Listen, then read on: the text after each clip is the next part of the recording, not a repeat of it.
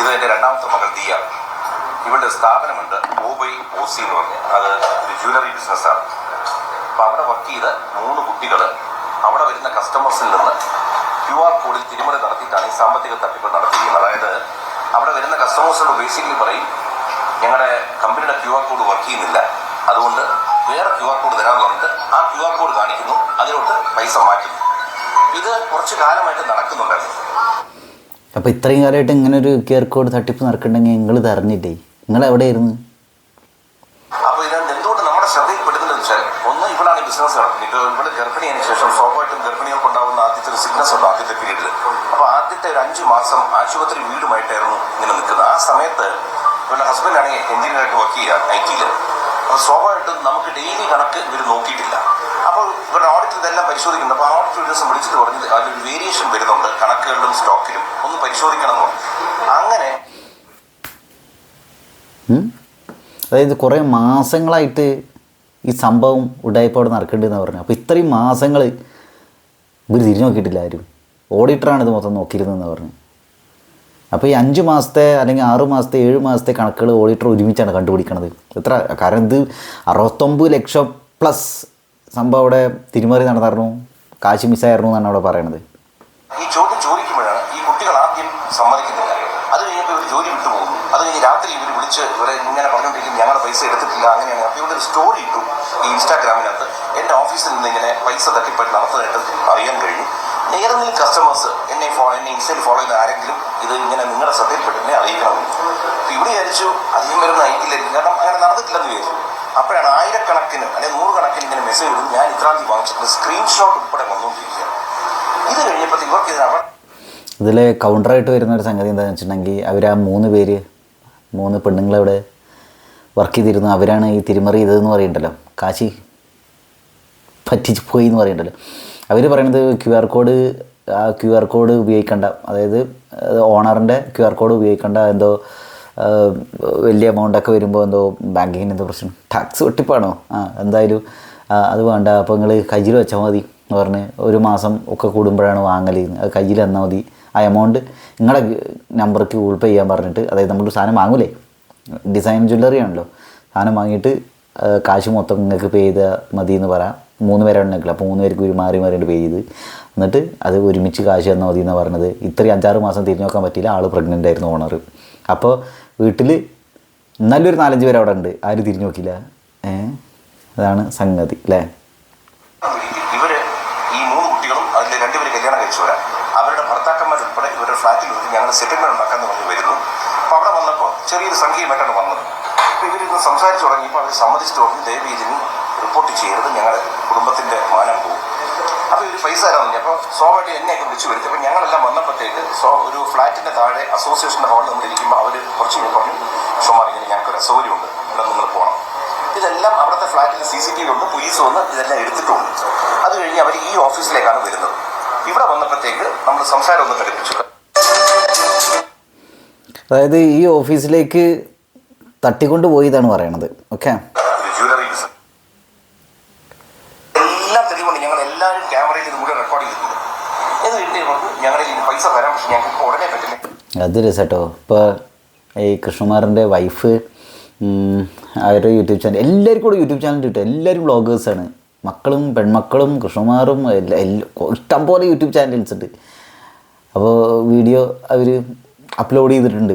ആ 3 പെണ്ണുങ്ങളെ അവിടെ ഇരുത്തിയിട്ട് അല്ലേ ഇവർ തരങ്ങ് മരങ്ങി നിന്നിട്ട് ചോദിക്കുന്നത്, അഹാനാണ് ചോദിക്കുന്നത്, സത്യം പറഞ്ഞാൽ നിയമപരമായിട്ടൊന്നും പോവില്ല, അപ്പോൾ നിങ്ങൾ സത്യം പറഞ്ഞോളി എന്നുള്ള സാധനമൊക്കെ.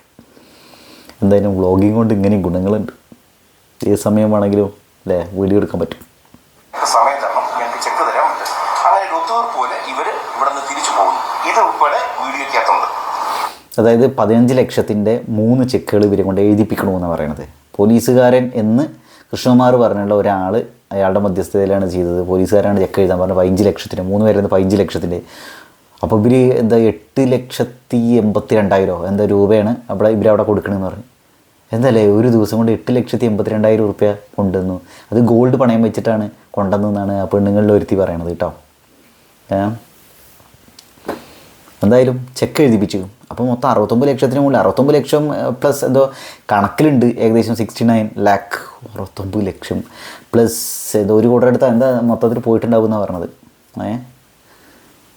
ഇത് കഴിഞ്ഞിട്ട് അന്ന് രാത്രി അടുത്ത ദിവസം രാത്രിയോ മകളെ വിളിച്ചിട്ട് ഭീഷണിപ്പെടുത്തുന്നു, ഞങ്ങൾക്ക് ഇതിനകത്ത് ഒരു പൈസ തരാൻ ഞങ്ങളെ മേലിൽ വിളിക്കരുത്, വിളിച്ചാൽ അങ്ങനെ ചെയ്യും. രാത്രി ഇങ്ങനെ ഭീഷണിപ്പെടുത്തും എന്ന് പറയുമ്പോൾ അപ്പുറത്തെ പെണ്ണുങ്ങൾ അവർ പറയണത് എന്താണെന്ന് വെച്ചിട്ടുണ്ടെങ്കിൽ എന്താ 12 മണി മുതൽ രാവിലെ പുലർച്ചെ 4:30 വരെ എന്തോ തെറി വിളിച്ചു, ചീത്ത വിളിച്ചു ആര്, ഓസി എന്നാണ് പറഞ്ഞത്. എന്നിട്ട് അവരെന്നെ ആ 3 പെണ്ണുങ്ങൾ അവരത് റെക്കോർഡ് ചെയ്ത് തരണം. ആ റെക്കോർഡ് ചെയ്തതിൽ ഇവർ പറഞ്ഞു ഞങ്ങൾ 50,000 വെച്ചെടുത്ത് ചേച്ചി, സോറി ചേച്ചി എന്നൊക്കെ. അപ്പോൾ വേറെ അടുത്ത് അപ്പുറത്തെന്ന് പറയുന്നത് ഇടി പേടിയാവണമെന്ന് പറ, സൂയിസൈഡ് ചെയ്യുമെന്ന് പറയാന്നൊക്കെ പറയാന്ന്. ഈ കള്ളത്തികൾ ഇവർ പറയണത്. എന്നിട്ട് ഇവരുടെ ഭർത്താക്കന്മാർ വിളിച്ചിട്ട് ഇവരെ ഭീഷണിപ്പെടുത്തി എന്നാണ് പറയണത്. ശ്രീ സ്റ്റുവർട്ട് ഗില്ലർ അസിസ്റ്റന്റ് കമ്മീഷണറാണ്, അദ്ദേഹത്തിനെ പോയി കണ്ട് ഞങ്ങൾ പരാതി കൊടുക്കുന്നു, ഇങ്ങനെ ഒരു തട്ടിപ്പ് നടന്നിരിക്കുന്നു, അതിന് പുറമെ ഒരു ഭീഷണിയും നടന്നിരിക്കുന്നു. അപ്പോൾ അദ്ദേഹം പറഞ്ഞു ശരി, നിങ്ങൾക്ക് മ്യൂസിയം സ്റ്റേഷനോട് ഈ പരാതി അയക്കുന്നു.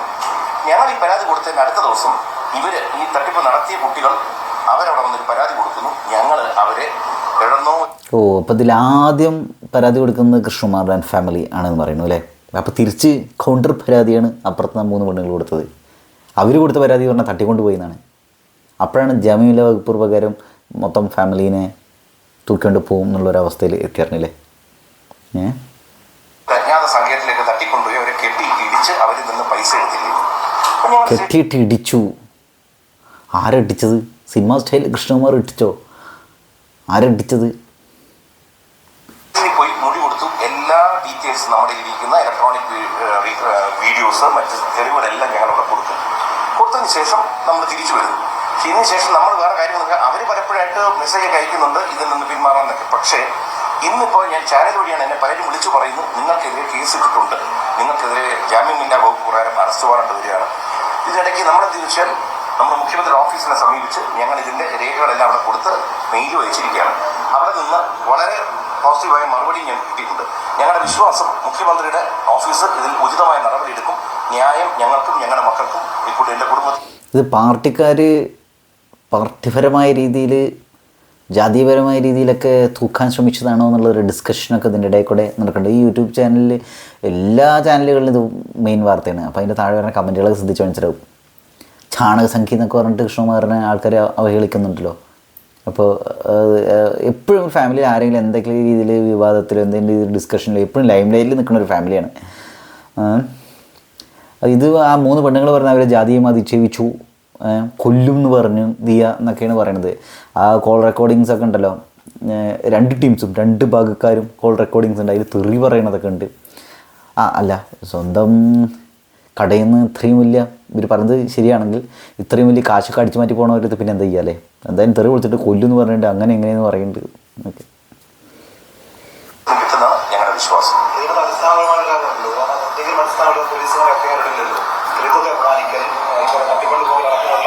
ചേർത്താണ് ഈ 3 താങ്കൾക്കെതിരെ പോലീസ് കേസെടുക്കുന്നത്. അങ്ങനെ എന്തെങ്കിലും പോലീസ് കേസെടുക്കുക, അങ്ങനെ എന്തെങ്കിലും സംഭവിക്കുന്നുണ്ടോ? ഇവർ തട്ടിക്കൊണ്ട് പോവുകയോ ഇവരെ ഭീഷണിപ്പെടുത്തുകയോ ഇവരോട് പണം കൈപ്പറ്റുകയോ അങ്ങനെ എന്തെങ്കിലും നിങ്ങൾ ഭീഷണിപ്പെടുത്തി ചോദിക്കുന്നുണ്ടോ? ഇപ്പം ഇതിനകത്ത് വിഷയം എന്ന് വെച്ച് കഴിഞ്ഞാൽ ഇപ്പം നമ്മുടെ ഇത് പൈസ പോയി എന്ന് പറയുന്നതിനും ഇവരിവിടെ വന്നതിനും പോയതിൻ്റെ എല്ലാത്തിൻ്റെയും ഡിജിറ്റൽ എവിഡൻസ് ഉണ്ട്, വീഡിയോ സഹിതം. CCTV വീഡിയോ എടുക്കുകയും ചെയ്തു തരണം. ഓക്കെ, അതായത് കുറ്റം ചെയ്തത് ഫോർ എക്സാമ്പിൾ QR കോഡ് മാറ്റി പൈസ എടുക്കുന്നതിൻ്റെ വീഡിയോ ഉണ്ട്, കുറ്റം സമ്മതിക്കുന്നതിൻ്റെ വീഡിയോ ഉണ്ട്, ഇവരിവിടെ ഇരിക്കുന്ന വീഡിയോ ഉണ്ട്, യാത്ര ചെയ്ത് ഇവിടെ വരുന്നത് ഇവിടെ നിന്ന് പോകുന്നതിൻ്റെ വീഡിയോ ഉണ്ട്. നമുക്ക് കൊടുക്കാൻ യാത്ര ചെയ്ത് വരുന്നതല്ല, 3 കാറിലോ 2 കാറിലോ എന്തായിട്ട് 3 പേര് തട്ടിക്കൊണ്ട് പോകുന്നതാണെന്നാണ് അവരുടെ ഒരു വേർഷൻ. ഓക്കെ, മുഴുവൻ തെളിവുകൾ നമ്മൾ കൊടുത്തു, പോലീസ് ബാക്കി ഒന്ന് ശേഖരിച്ചു. അവരുടെ ഭാഗത്തുനിന്ന് ഇതുവരെയും ഒരു തെളിവോടെ കൊടുത്തതായിട്ട് കാണുന്നില്ല. അവരെ കിഡ്നാപ്പ് ചെയ്ത് കൊണ്ടുപോയതോ കെട്ടിയിട്ടതോ അടിച്ചതോ ഇടിച്ചതോ അല്ലെങ്കിൽ ഒരു ചീത്ത വാക്ക് പറയുന്നതോ എന്തെങ്കിലും ഒരു വഴി അവരെ ഷൂട്ട് ചെയ്തിട്ടുണ്ടല്ലോ. അപ്പം ഞാൻ ചോദിക്കുന്നത് നമുക്കിതിനെ കേസെടുക്കുന്നത് അതൊക്കെ പോലീസിന്റെ ഭാഗത്ത് ന്യായമായ കാര്യമാണ്, അവരെടുക്കാം, നമുക്ക് എന്തുകൊണ്ട് ചെയ്യാം. പക്ഷേ ഒരു കൗണ്ടർ കേസ് കൂടിയാണ്, അതുകൂടി നിങ്ങൾ ഓർക്കണം. നമ്മൾ പരാതി കൊടുത്തതിന് ശേഷം കൊടുക്കുന്ന ഒരു കൗണ്ടർ കേസാണ്. സാധാരണ കൗണ്ടർ കേസിനെ ഗൗരവത്തിൽ എടുക്കില്ല. അതുകൊണ്ട് ഇപ്പോഴും ഞാൻ പറയുന്നു പോലീസ് കൃത്യമായി പ്രവർത്തിക്കും. കാരണം പോലീസിന്റെ ഭാഗത്ത് ഒരിക്കലും ഒരു തെറ്റ് ഞാൻ പറയട്ടെ. കാരണം യൂണിഫോം ഇട്ടവർ എപ്പോഴും മാനിച്ചോളാം, കാരണം അതൊരു സേനയാണ്. പക്ഷേ പോലീസിനകത്താണ് ഇപ്പം ഞാൻ സിനിമയിലും രാഷ്ട്രീയത്തിലും പ്രവർത്തിക്കുന്നതാണ്. സിനിമയിലും രാഷ്ട്രീയത്തിലും മോശക്കാർ കാണും എന്ന് വെച്ചാൽ രാഷ്ട്രീയക്കാർ സിനിമക്കാർ മൊത്തം മോശക്കാരാവും ഇല്ല. ഇതേപോലെ പോലീസ് സേന 99% നല്ലവരാണ്. പിന്നെ ചില പുഴുക്കുത്തുകളുണ്ടാവും. ഇതിലേതോ ഒരാളുടെ ഒരു ബുദ്ധി ഇതിന്റെ പിന്നിൽ വർക്ക് ചെയ്യുന്നത്. ആരോ ഈ കുട്ടികളുടെ പുറകിലുണ്ട്. കാരണം ഈ കുട്ടികൾക്ക് ഇതിനുള്ള കപ്പാസിറ്റി ഉള്ള കുട്ടികളല്ല. മാത്രവുമല്ല, ഇവളുടെ ഏത് ചടങ്ങുകൾ നിങ്ങൾ നോക്കിയാലും മതി. ഇപ്പോൾ കല്യാണം കഴിഞ്ഞ് ഇവിടെ ഈ ഇൻസ്റ്റയിൽ ഒരു ഇൻഫ്ലുവൻസർ ആയിട്ട് എല്ലാ ഫോട്ടോസും വീഡിയോസും വരും. ആ ഫോട്ടോയിൽ മുഴുവൻ ഈ കുട്ടികളാണ് കൂടെ നിൽക്കുന്നത്. ഞാൻ പലപ്പോഴും പറഞ്ഞു എങ്ങനെയല്ല പോകേണ്ടത്, ഇങ്ങനെയല്ല ശ്രദ്ധിക്കാൻ പറ്റുന്നില്ല. ഇത് സംഗതി 3 പെൺകുട്ടികൾ എന്ന് പറയുന്ന ഇവരും ദിയയായിട്ടൊക്കെ ചങ്കങ്കാരിലായിരുന്നു. ആ ഷോപ്പിലെ കാര്യങ്ങളൊക്കെ അവർ തന്നെ നോക്കി നടത്തിയായിരുന്നു. അപ്പോൾ ഇവർക്ക് നല്ല വിശ്വാസമായിരുന്നു എന്നാണ് പറഞ്ഞത്. ഫങ്ഷൻസിലൊക്കെ അവരുണ്ടായിരിക്കും എന്നൊക്കെയാണ് പറഞ്ഞത്.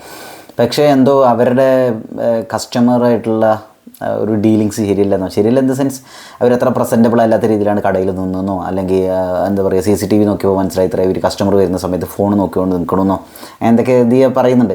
അപ്പോൾ അങ്ങനെ ഒരു സ്പെല്ലിംഗ് മിസ്റ്റേക്കിൽ കുറച്ച് കച്ചറയും വർത്താനവും ഒക്കെ ആയിരുന്നു. അപ്പോൾ അവസാനം അവർ പിരിഞ്ഞു പോകുക എന്നുള്ള ഒരു ലെവലിലായപ്പോൾ കൊടുക്കാൻ നോക്കിയതാണെന്നാണ് അവർ പറയുന്നത്. ഇവർ ഇതിൽ ചില കാര്യങ്ങൾ ഇവരും പറയുന്നുണ്ട്. അങ്ങനെ വർത്തമാനങ്ങളൊക്കെ ആയിരുന്നു, എന്നാലും കുഴപ്പമില്ലായിരുന്നു എന്നൊക്കെ പറയുന്നുണ്ട് എന്നൊക്കെ. അനിയത്തിമാരെ പോലെ എൻ്റെ പിള്ളേരാണ് എന്നാ ഇവിടെ പറഞ്ഞിട്ടുണ്ട്. ഒരിക്കൽ പോലും ഇവരെ സംശയിച്ചില്ല ഈ പൈസ കുറഞ്ഞിട്ട് പോയി. അല്ല, കൗണ്ടർ കേസിനെ പോലീസ് അങ്ങനെ പറഞ്ഞു. ഈ കേസിനോട് അങ്ങനെയല്ല വന്നിരിക്കുന്നത്. കൗണ്ടർ കേസിനകത്ത് FIR ഇട്ടിട്ടുണ്ട്. FIR പറഞ്ഞിരിക്കുന്ന വകുപ്പുകളും ഗുരുതരമാണ്. അപ്പോൾ അതിനെ നമ്മൾ ഗൗരവത്തിൽ കാണണ്ടേ? അതെ, നമ്മൾ ഗൗരവത്തിൽ കണ്ടതുകൊണ്ടാണ് മുഖ്യമന്ത്രിയുടെ, അതായത് ആഭ്യന്തര കൂടി വഹിക്കുന്ന മുഖ്യമന്ത്രിയുടെ ഓഫീസിൽ നമ്മൾ സമീപിച്ചതും. ഒരു നിസാർ സിമ്പിൾ ക്വസ്റ്റ്യൻ. ഈ 69 ലക്ഷം പോയത് ഇവർ അറിഞ്ഞില്ലേ? അതോ ഇവർക്ക് 69 ലക്ഷം എന്ന് പറയുന്നത് നിസാര തുകയാണ്. ഒരാളുടെ കയ്യിൽ 100 രൂപ ഉണ്ട് വിചാരിക്കുക, അപ്പുറത്ത് ഒരു രൂപ നഷ്ടപ്പെട്ടാൽ ചിലപ്പോൾ ആ 1 രൂപയ്ക്ക് ചിലപ്പോൾ പലരും വില കൽപ്പിക്കുന്നുണ്ടാവില്ല. അപ്പോൾ ഈ അങ്ങനെ നോക്കുകയാണെങ്കിൽ, ആ ലോജിക്ക് വെച്ച് നോക്കുകയാണെങ്കിൽ 69 ലക്ഷം ഉറുപ്പ്യ പോയത് ഇവർ ശ്രദ്ധിച്ചില്ലേ? ഇവർ അറിഞ്ഞില്ലേ? ഇതെന്താ വേറെ വല്ല ഇടപാട്? പരാതി കൊടുത്തതിന്റെ കാര്യം അതാണ്. നമുക്കതിനപ്പുറം ചെയ്യാൻ പറ്റില്ല. കാരണം സ്വാഭാവികമായിട്ടും ജാമ്യമില്ല വാറണ്ട് ഇടുന്നത് എപ്പോഴാണ്? അവധി ദിവസങ്ങൾ നോക്കിയിടും. അതേപോലെ കരുതിക്കൂട്ടി തന്നെയാണ് ഇതിട്ടിരിക്കുന്നത്. അല്ല, സ്വാഭാവികമായിട്ടും ആ സ്റ്റേഷന്റെ ചാർജ് എന്ന് പറയുന്നത് അവിടുത്തെ CA ആണ്. CA നിങ്ങൾക്ക് എല്ലാവർക്കും അറിയാം, വിമൽ ഇബ്രാഹിം. എന്താ അദ്ദേഹത്തിന്റെ പേര്? അങ്ങനെ വിമൽ, അദ്ദേഹമാണ്. അപ്പൊ വിമൽ ഗബ്രിയിൽ നിന്നാണ്. അപ്പൊ അദ്ദേഹം ആയിരിക്കാം. നമുക്ക് നേരിട്ട് കാണുന്നില്ലല്ലോ. ഞാൻ പോയ ദിവസവും ഒട്ടും സുഖകരമല്ലാത്ത ഭാഷയും ശരീരഭാഷയുമാണ് പുള്ളി സ്വീകരിച്ചത്. കാരണം സ്വാഭാവികമായിട്ടും നമ്മൾ ഒരു സാംസ്കാരിക രംഗത്തും അല്ലെങ്കിൽ പൊളിറ്റിക്സിലും ഉള്ള ഒരു വ്യക്തി പോകുമ്പോഴത്തേക്ക് നമുക്കറിയാം ഏത് രീതിയിൽ എല്ലാവരും പെരുമാറും. പക്ഷെ അന്ന് തന്നെ ഒരു വൈരാഗ്യ ബുദ്ധിയോടുകൂടി സംസാരിക്കുകയൊക്കെ കാണുന്നുണ്ട്. അപ്പോഴും നമുക്കൊരു പരാതിക്ക് പോയില്ല. അവിടെ ഇരുന്നു 2-3 മണിക്കൂർ എടുത്ത് മൊഴിയെടുക്കാൻ എല്ലാം എടുത്തിട്ട് ഞാൻ വന്നിരിക്കുന്നു. ഇപ്പൊ പോലും എനിക്കൊരു മെസ്സേജ് കിട്ടിയിട്ടില്ല. എനിക്കെതിരെ ഇങ്ങനെ കേസിട്ടതായിട്ടോ ഒന്നും ഇതുവരെ എനിക്ക് കിട്ടിയിട്ടില്ല. ഞാൻ പത്രമാധ്യമങ്ങൾ സുഹൃത്തുക്കൾ വഴിയാണ് ഞാൻ അറിയാൻ പറ്റുന്നത്.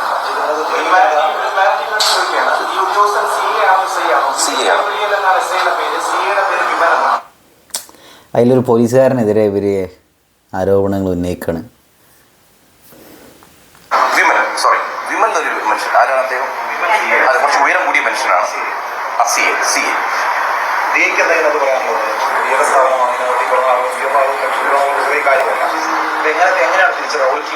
ഷോപ്പിൻ്റെ ഓണർ ആയ ദിയ പ്രഗ്നൻ്റ് ആണ്.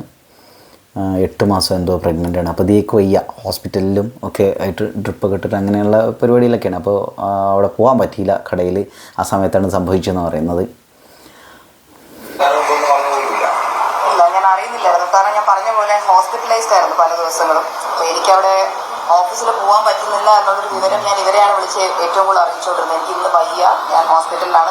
ഹോസ്പിറ്റലിൽ പോകാൻ പറ്റിയില്ലെങ്കിൽ ഈ 5-6 മാസങ്ങളോളം വീട്ടിൽ ആരെങ്കിലും ഒരാളെ ഇടയ്ക്ക് പോയിട്ടൊന്ന് നോക്കാൻ പറഞ്ഞൂടെ? അല്ല, അങ്ങനെയല്ലേ സാധാരണ ആളുകൾ ചെയ്യുക? അല്ല, ഇപ്പം സാധാരണക്കാരുടെ ജീവിതം അല്ല തോന്നുന്നു. അതിൻ്റെ ഇതായിരിക്കും. വിശ്വസിച്ചെല്ലാം ഏൽപ്പിക്കുകയാണ്. ഇന്ന് എത്ര രൂപ വന്നു എന്നുള്ളതെല്ലാം എനിക്ക് ഈവനിങ് ആകുമ്പോൾ നിങ്ങൾ പറഞ്ഞാൽ മതി എന്ന് പറഞ്ഞാണ് ഞാൻ പോകുന്നത്. ചില ദിവസങ്ങൾ കസ്റ്റമേഴ്സ് വന്നു ഒന്നും മേടിച്ചില്ല എന്ന് പറയുന്നുണ്ടായിരുന്നു.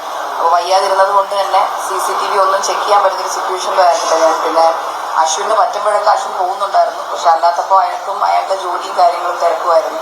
അപ്പോൾ അതിൻ്റെ ഇടയിലായിരുന്നു സംഭവിച്ചത്. എനിക്ക് പൈസ പോയതിനേക്കാൾ വിശ്വാസവഞ്ചനയോടുകൂടെ അതിൻ്റെ ഒരു വേദനയാണ് കൂടുതലുള്ളത്.